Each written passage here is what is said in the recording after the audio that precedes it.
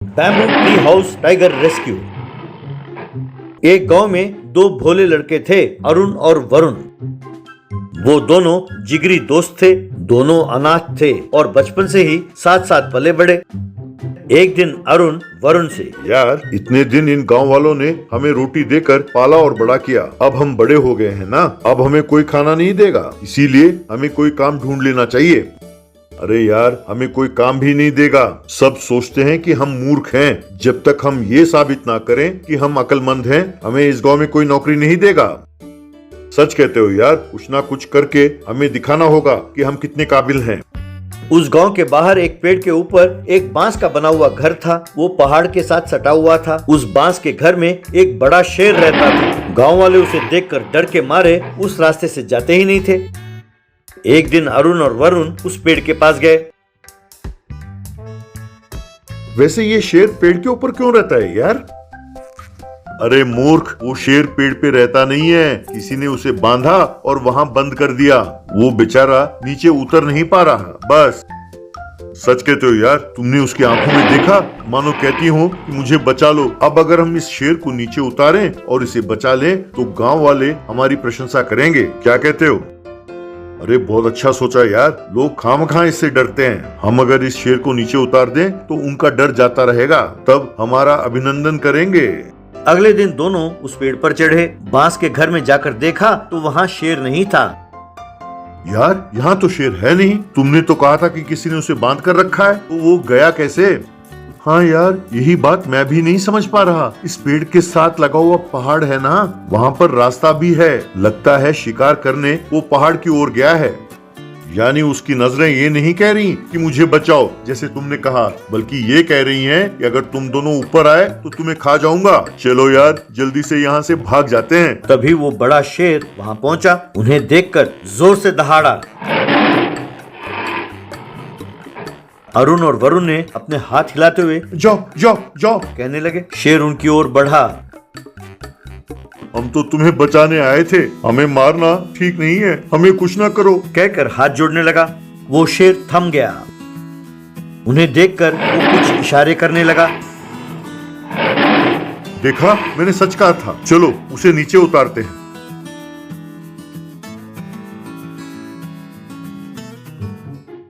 दोनों ने मिलकर किसी तरह उस शेर को पेड़ के नीचे उतारा।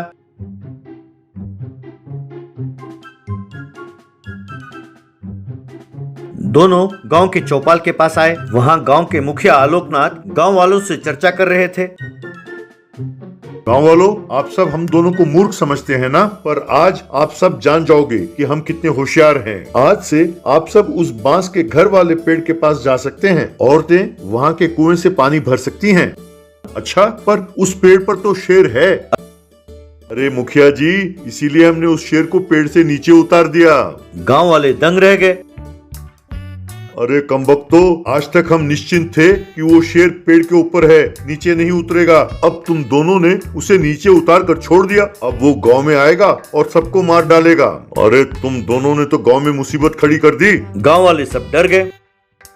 तभी वो बड़ा शेर वहां पहुंचा। सब मारे डर के वहां से भागने लगे। आप सब डरे नहीं, मैं आपको कुछ नहीं करूंगा, कहकर एक गंधर्व में बदल गया। ये देखकर सब हैरान हो गए।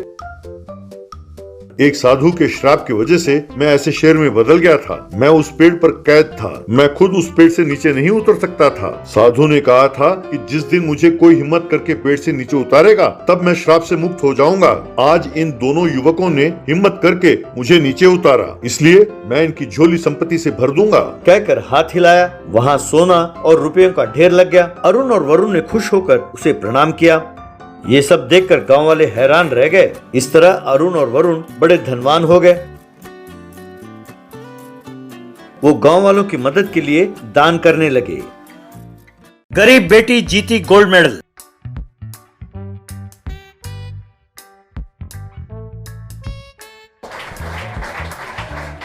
भावनगर नाम के गांव के पास एक जंगल था।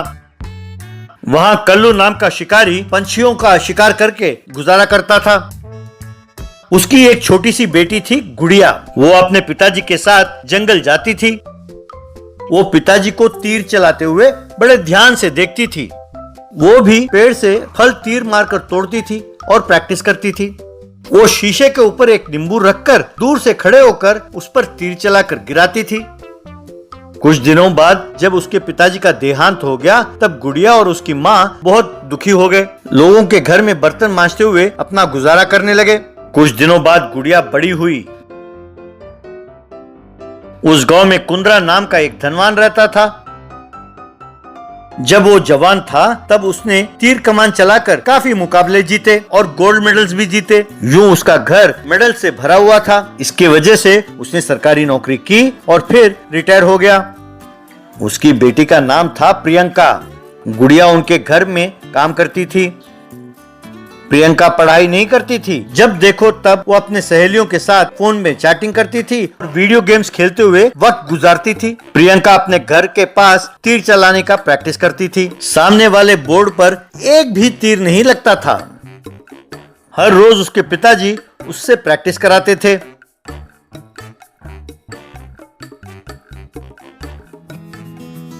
ये सब गुड़िया बड़े चाव से देखती थी।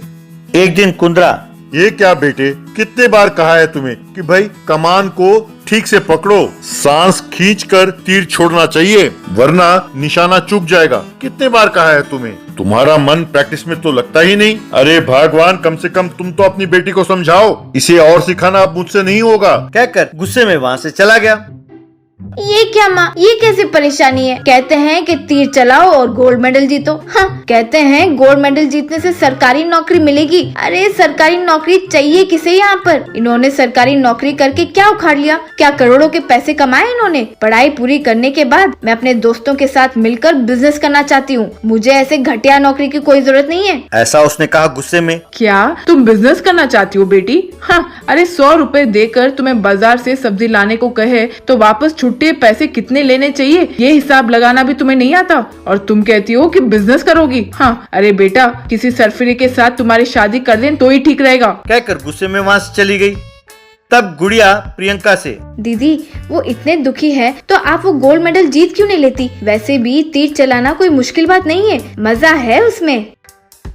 अरे वो तो माँ बाप है जो फालतू की सलाह देते रहते हैं। अब बर्तन मांजने वाली तुम भी मुझे सलाह दोगी? वो तीर का खेल क्या होता है? अरे उसे आर्चरी कहते हैं। पहले ये बात तुम जान लो। वैसे तुम आर्चरी के बारे में क्या जानती हो? क्या तुम जानते हो कि ये तीर कमान कहाँ से खरीदना होता है? जानते हो कि वो कितने कीमती है? आर्चरी के बारे में कुछ भी जानते हो क्या? अब अगर तुमने मेरा दिमाग खराब किया तो मैं अपने पुराने कपड़े और चप्पल तुम्हें नहीं दूंगी, कह देती हूँ। हाँ। ये सुनकर गुड़िया बहुत दुखी हुई। एक दिन प्रियंका अपने मोबाइल में कुछ देख रही थी कि एक चील आया, उस मोबाइल को दबोचकर उड़ गया, फिर जाकर एक बिजली के खंबे पर बैठा। अरे अरे, मेरा फोन, मेरा आईफोन बहुत महंगा है, कहकर चिल्लाने लगी। तब कुंद्रा ने तीर कमान उठाया और, चिंता ना करो बेटे, एक ही मार से वो चील नीचे गिर जाएगा, तब तुम अपना फोन उठा लेना। साहब उस बेचारे चील को ना मारिए। उसने सोचा होगा कि ये कुछ खाने की चीज है और उठा ले गया। अगर आपको ऐतराज ना हो तो मैं बिना उसे मारे आपका फोन आपको मिल जाए ऐसे प्रयत्न करती हूँ। तब कुंद्रा ने हैरान होकर अपने तीर कमान उसे दिया।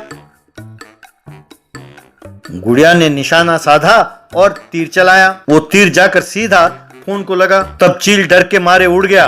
तीर सीधा जाकर पास वाले घास के ढेर में गिरा। ये देखकर कुंद्रा ने ताली बजाई। शाबाश गुड़िया, तुमने सही निशाना साधा और कैसे मारा? भाई मुझे तो बहुत हैरानी हो रही है।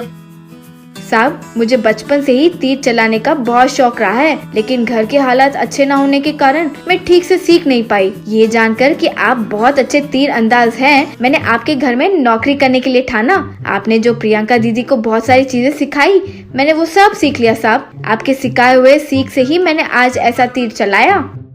शाबाश बेटे, भगवान किसे कैसा हुनर देता है ये पता नहीं चलता। मैंने अपने बेटी को बहुत सिखाया पर उसे सीखने का शौक ही नहीं है। उसे जबरदस्ती सिखाना भी मुझे पसंद नहीं है। आज से मैं जो कुछ जानता हूँ मैं तुम्हें सिखाऊंगा। तुम भी मेरी बेटी जैसी हो ना। अगर तुमने गोल्ड मेडल जीतकर कोई सरकारी नौकरी कर ली तो तुम्हारी माँ बहुत खुश होगी। मेरे लिए यही काफी है। यूं कुंद्रा उसे सिखाने लगा। तीर चलाने की बारीकियां उसने पास रहकर उसे सिखाया। बाद में आर्चरी के कंपटीशन में गुड़िया ने भाग लिया और सबसे ज्यादा नंबर लेकर उसने गोल्ड मेडल जीता। उसे सरकारी नौकरी भी मिली। बाद में उसने कुंद्रा के पैर छुए और प्रणाम किया, तो कुंद्रा ने उसे आशीर्वाद दिया।